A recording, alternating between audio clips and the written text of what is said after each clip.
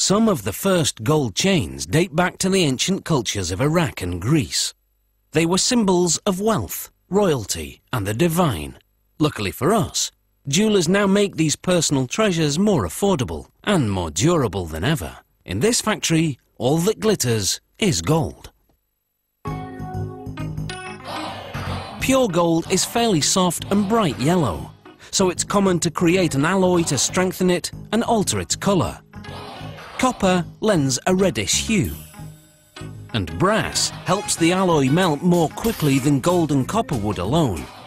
Depending on the ratio, adding these metals produces 14 or 18 karat gold. The mix is melted in a crucible at more than 1,000 degrees Celsius. Just 3 of these scoops are enough to make about 5,000 14 karat gold chains.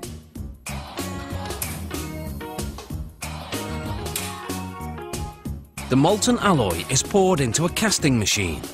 Water cools the metal to around 370 degrees Celsius, solidifying it. The metal passes through a round die, which shapes it into a golden rod that's nearly 2 meters long. After the rod is cut in half, it's passed through what's known as a breakdown mill. The machine reshapes the rod from circular to square, so it will be easier to stretch.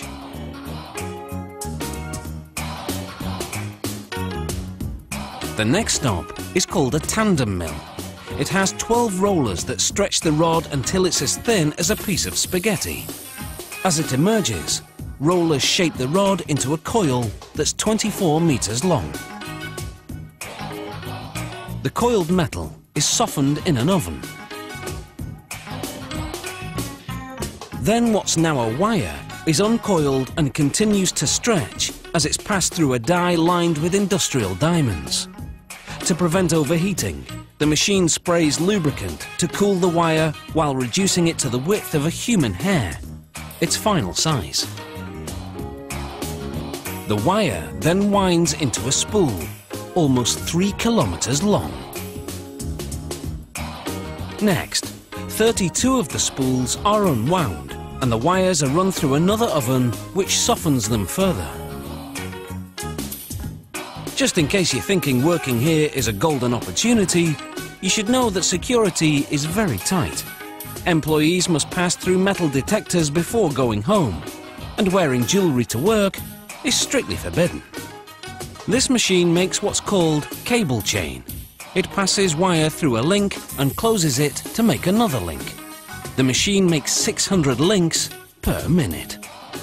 Here, a random quality check is being carried out. This machine makes a Venetian-style chain. The wire passes through a channel, where mechanical jaws bend it over a die to make a link with the preceding segment. To make what's called a spider style, this machine passes a wire through up to 5 loops before closing the link.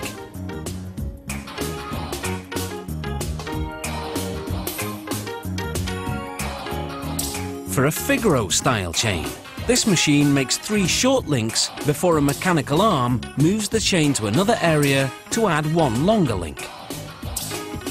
The arm then moves it back to add 3 more short links.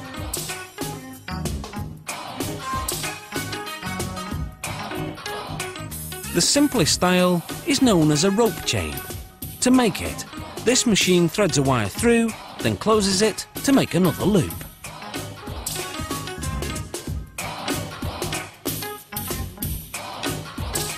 The finished chains are coated with a lubricating powder that prevents the links from sticking to each other during the next step, when the chains are heated to 815 degrees Celsius. This activates a soldering agent, which was added to the metals earlier. It fuses the ends of the links to each other. This machine welds a link to a clasp on the chain. A tag indicating the gold quality goes onto the clasp. Finally, the chains go through 4 chemical baths, which clean them thoroughly. Then they're plated with a layer of 14 or 18 karat gold, which creates a more vibrant finish. After one last quality check, these chains are ready to dazzle their way to a neckline near you.